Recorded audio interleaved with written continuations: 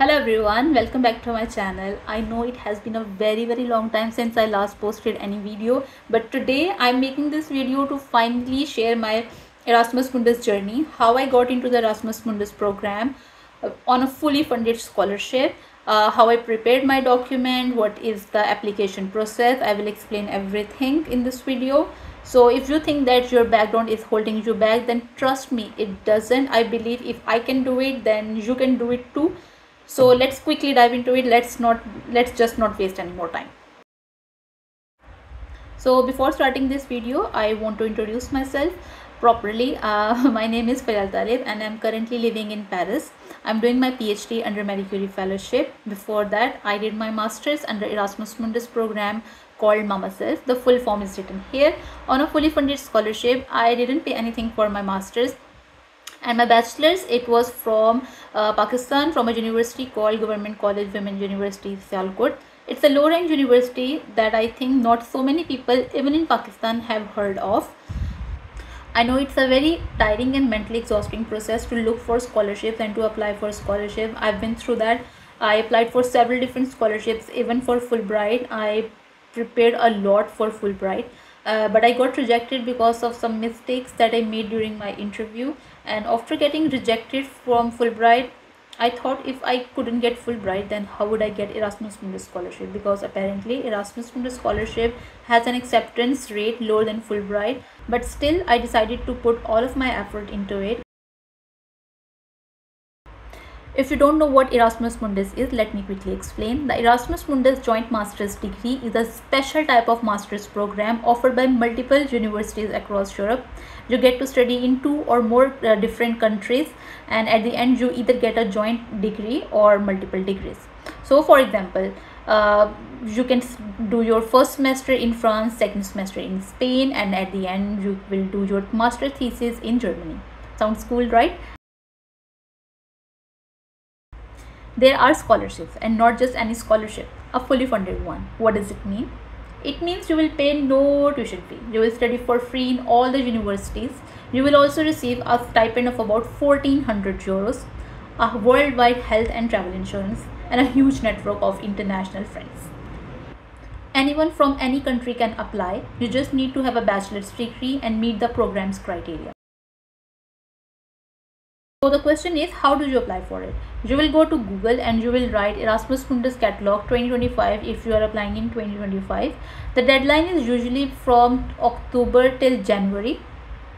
And you will click on the first website that you see, and you will have the catalog. In the catalog, you will have around 150 to 200 different programs, and each program has a different criteria, has a different deadline. You can see which program suits you best, and you will apply on the program's website. So here are the documents that you need to prepare: your bachelor's degree and transcript, your CV, your motivation letter, your English proficiency proof. It can be IELTS, TOEFL, or a letter that can prove that the medium of instruction during your bachelor's degree was English, and obviously some recommendation letters. Now let's talk about the documents, especially the ones that actually decide your selection. First of all, I want to say this thing clearly, that CV is the most important document of your entire application. This is the first impression of you as a candidate. It shows your academic record, your skills, your experiences, your achievements, and right after that, your motivation letter comes in. So now let's talk about how I crafted my motivation letter, my CV. First, let's talk about the motivation letter. So I knew that my university is not globally known enough, so my documents, especially my motivation letter and my CV, had to carry all the weight. So and I made sure that it reflected my personal story, my academic achievement, my extracurricular activity, and everything that I did during my bachelor's and before bachelor's. Now let's talk about how to craft a motivation letter without copying from the internet and without sounding robotic, and the one that actually works. This is the style that I followed. Everyone has their own style. You can follow yours. So the first paragraph, it's a hook for you. It's like a hook for of attention. Don't just start like, I am writing this motivation letter to apply for this program, I have done this, because the purpose here is to grab the reader's attention, and so that he or she can read the whole motivation letter. So you can start with something memorable, a quote, something like a turning point in your life, something that you are really passionate about, like a problem that you want to solve. So start with that. It shows a glimpse of your personality, so from the start of the letter. For the second or third paragraph, you can decide on your own how many paragraphs do you want, but I believe 5 to 7 paragraphs are more than enough for the motive for this letter. For the second section, it's academic background.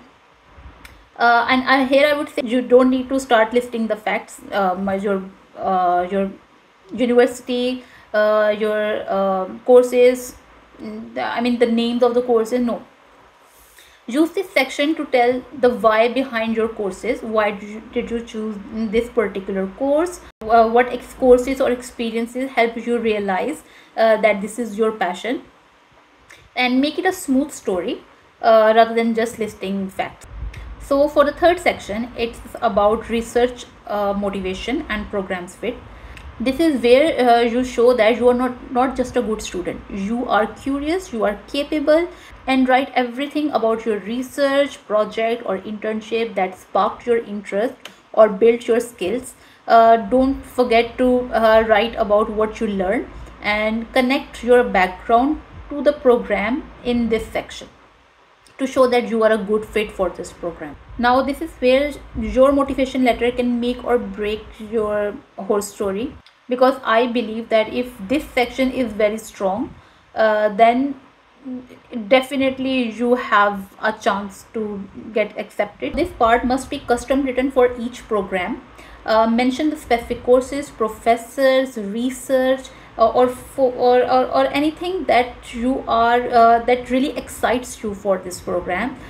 This is your chance to show the community that you have done your research, you have done your homework, and you know exactly how this program fits to your goal.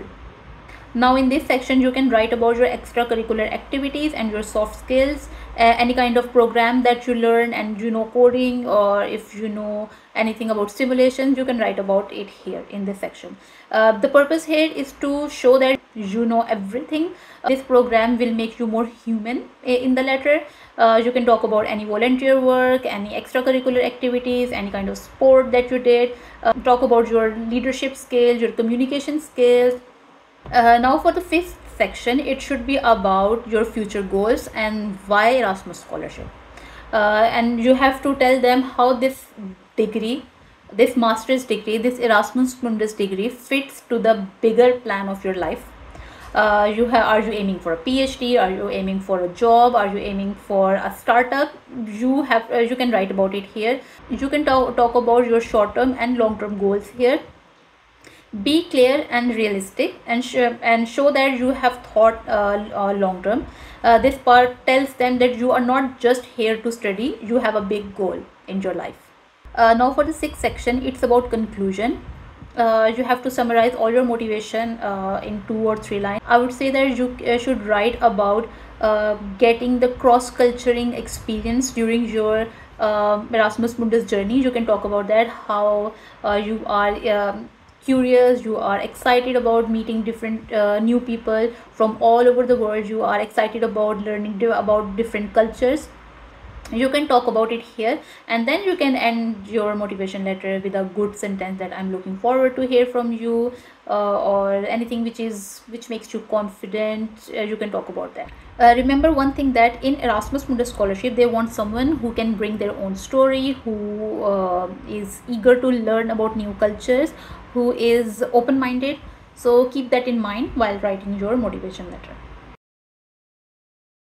Now a few more tips that you can apply to your motivation letter. Keep it 1 to 1.5 pages max. Use clear and simple English.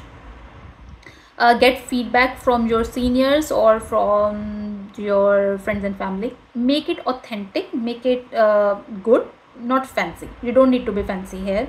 Make it good, make the flow of your motivation letter good.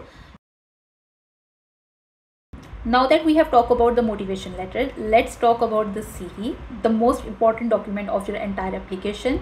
Make it in Europass. If you are not sure what Europass is, I will write the link in the description box. You can go and make your CV there. Keep it very simple but catchy. It should be self-explanatory. You can add a good picture, your name, your address. With address I mean a city and a country is enough. You don't need to write the whole street address. No, that's not needed. If you have a LinkedIn profile, you can link that, and your contact, your email. How I crafted my CV: I started with the research experience. I started with my bachelor thesis. Then I talked about my education. In the education section, I wrote about my bachelor's degree, my intermediate, and my matriculation 9th and 10th. I mentioned my grades because my grades were good, so I mentioned my grades. And for the research, for the first section, the research section, in the you can write the title of your bachelor thesis and a small description, maybe 3 to 5 lines about your what your bachelor thesis was all about. After that, you can write about your work experience, if you are working currently, if you did any internship, maybe you are teaching your subject somewhere, maybe you are a freelancer. You can talk about that here because I did. After that, you can write about your achievements, any kind of awards that you got, your certification, any kind of courses that you did. You can talk about that. If you are talking about your certifications of the courses that you did, then I would say also write a description of 1 to 2 lines under the title of your course, because it shows that you haven't taken that course just for the certificate. You actually learned something. Any kind of programming skills, like coding, Python. Make a small section of languages. Maybe more than one language. Maybe like for Pakistan, you can write Urdu, you can write English, or if you know Punjabi, you can write. If you know Sindhi, you can write. If you know Balochi, you can write. It shows that you can learn different languages. So it means that you can also learn their language. Maybe it's French, maybe it's Italian. You can learn that language. To be honest, there is not much that I can talk about how to craft a CV here. It's just that it should be self-explanatory. I know how overwhelming it can be when you are applying for a scholarship and you are not coming from a background that is very, very fancy. But remember, you don't need a top-ranked university to have top-tier dreams. What matters the most is how smartly and strategically you apply and how you present your story with honesty and purpose. So that's it for this video. I hope that everything that I shared, from crafting the motivation letter to how to prepare the CV, will help you in becoming more confident about your Erasmus Mundus application journey. If you have any more questions regarding the scholarship, Erasmus Mundus scholarship, please write it in the comment section. If you found this video helpful, please give it a thumbs up, share it with your friends and family, and do subscribe to my YouTube channel. So that's it for today. Bye bye. Have a nice day.